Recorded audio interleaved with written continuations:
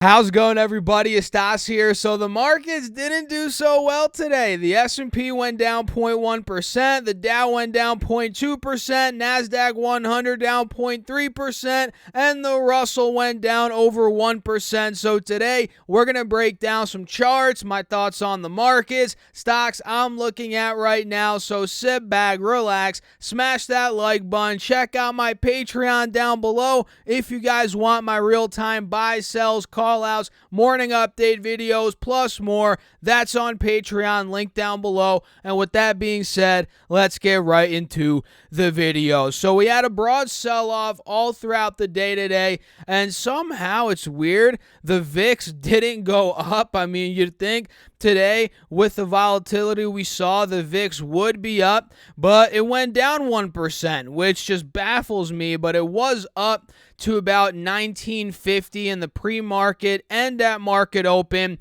And as we started to see, a bit of a rebound throughout the latter half of the day, I guess that's why we did see that VIX drop a bit. And if you look here on SPY, which tracks the S&P 500 on the 20-day chart, we're still trading under both moving averages. In fact, we're about to see a death cross, the 50s crossing under, slowly but surely, that 180 SMA here.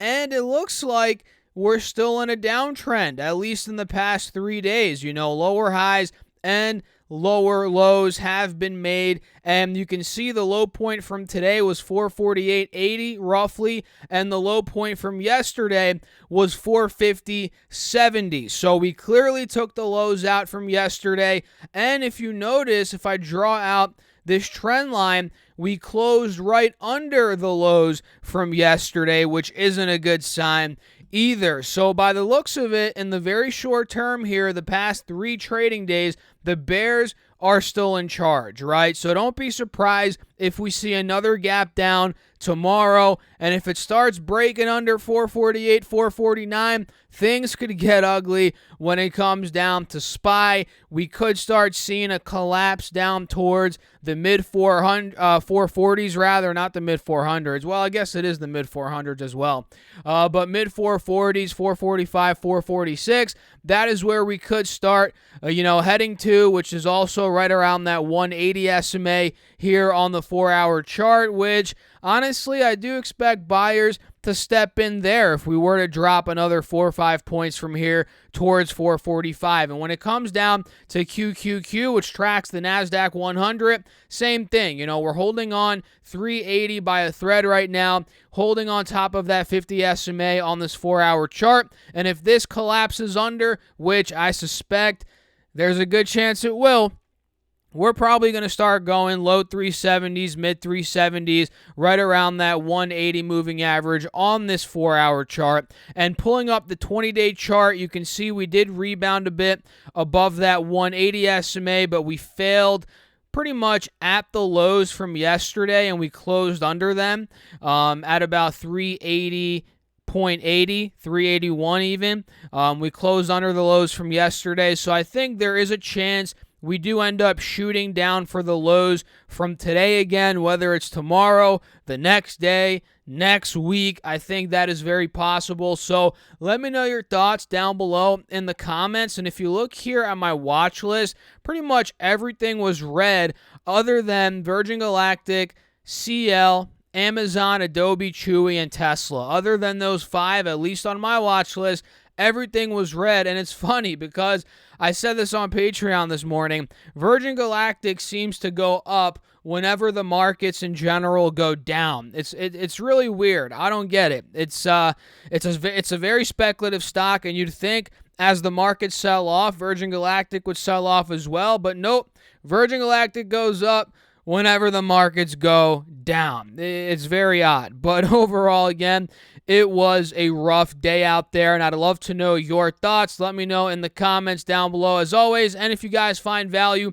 in this video, make sure to smash that like button. It helps me out in the YouTube algorithm, and it lets me know that you like the content that I'm putting up here every single day. So let's talk about some stocks here. Number 1 is DraftKings, ticker symbol DKNG. And if you look at the chart, it's very obvious this thing has been exploding from $39 back in the middle of May, about 3.5 months ago, all the way now to $64 per share. It has ran up a nice 35 to 40%. And if you guys know, well, you might not know, but I was buying DraftKings in the 40s. My average cost was, actually, I was buying it in the mid 50s, low mid 40s. A couple weeks ago, months ago, my average cost was about 50, and I ended up selling out at about 55. Probably a bit too early, and now it's ran up a ton, and I kind of do regret it, but as a trader, you can't look back and regret things. You can't have hindsight. Well, you guys have heard hindsight's 20/20. You can't look back and get down on yourself, and at the end of the day, I still made money, but come on, I wish I held on to DraftKings, but who knows? Maybe we do get another opportunity in the near-term future, and if you look here on the 3-year chart, I'm personally seeing a clear-cut head and shoulder on DraftKings. We have the left shoulder here where we ran up about a year ago in September 2020. You know, we have the head here when we ran up in March of 2021 up to that all-time high. And now we're forming that right shoulder and we're trading right by the neckline of $64, $65. And this is such a key spot because listen to this. If we fail at 65, 64, which again is the neckline, this could end up selling back down to the mid-50s, which was the high point from the beginning of June, pretty much all throughout June, July, a little bit in August as well. And that could be the opportunity for a re-entry that we're looking for here. So I'm looking at this neckline. You know, if we fail here, expect a dump. But if we break out, which I'm going to set my alert at $65 right now, if we break out of 65 of the neckline, this head and shoulders pretty much thrown out the window, and we're going to fill the gap most likely towards those all-time highs, whether it's $70, $75. That's probably where we're going to go. So needless to say, 65 is such a critical spot. I can't reiterate it enough.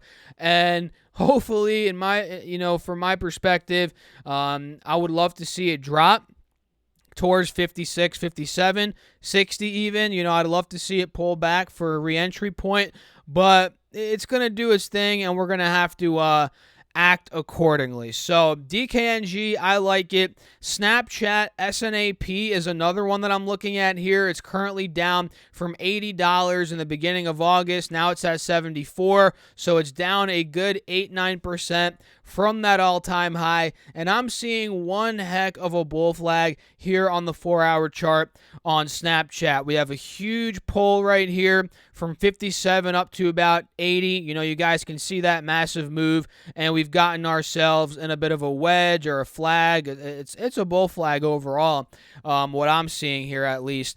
And as of now, we went down 3% today. We're trading above the 180 SMA here. We're holding a higher low as of today, the 8th of September. So I figured this would be a good stock to talk about because I think there's a good chance this could end up rallying off 74, maybe pushing up towards 76, 77, at least in the short term. And if it starts taking those highs out, going up towards the high 70s, low 80s again, this would be poised for a big, big breakout. So I like Snapchat. SNAP, I really do at this point in time. Apple is another one that I like. We actually called this breakout out. If you caught it, let me know down below in the comments. We were looking at this horizontal, well, it wasn't really horizontal. It was actually an uptrending pattern here, uptrending channel, that is.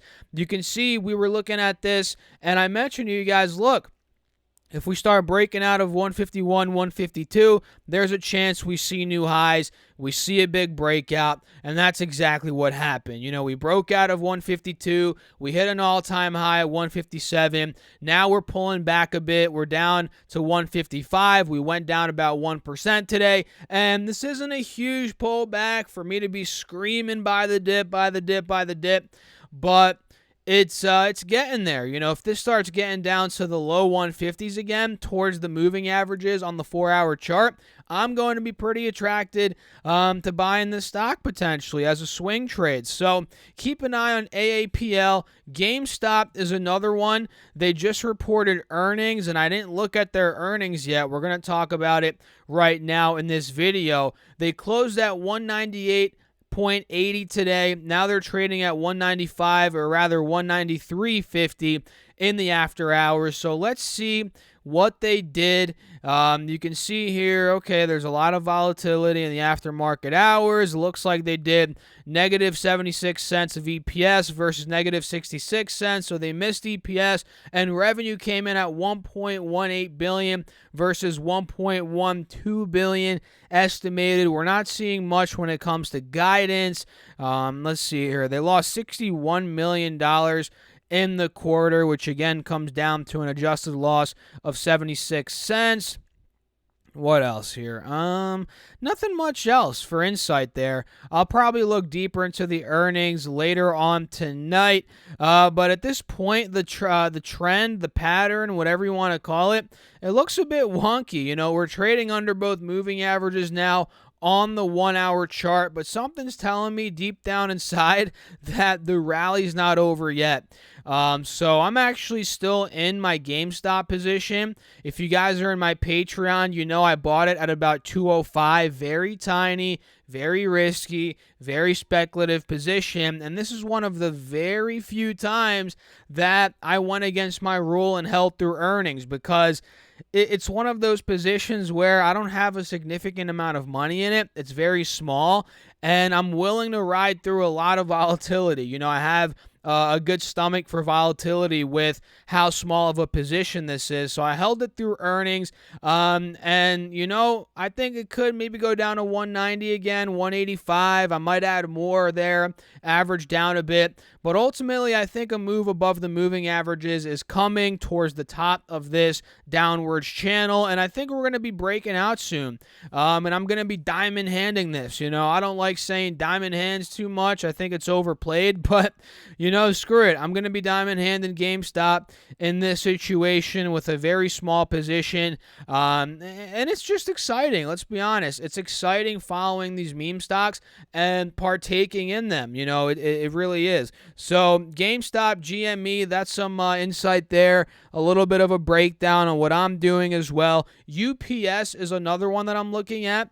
This one's down a good chunk in the past couple of months. Let's pull up that 4-hour. You guys can see it's down from 220 to about 194.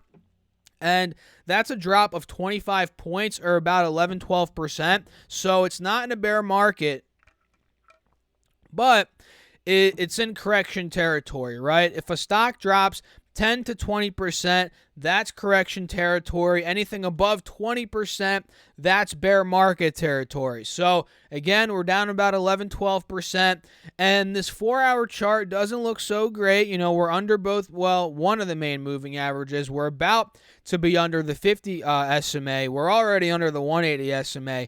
And if I pull up the longer time frame, I'm talking the year and the 3-year, you guys can see we're still above the main moving averages on the yearly chart, holding the uptrend as well. And on the 3-year chart, we're doing the same. We're above both moving averages, actually, on the 3-year chart. And it seems like this is simply a healthy pullback. We're holding higher lows. The uptrend's intact. So this might be a longer-term play. Don't expect to just buy UPS and then 2 weeks later it's exploding back to 220, although that could happen. I don't suspect it to do that, though. So watch out for this. It might take a couple months to pan out, but if you have some time, if you want to buy some shares, maybe sell some calls on it, hey, this could be the one for you.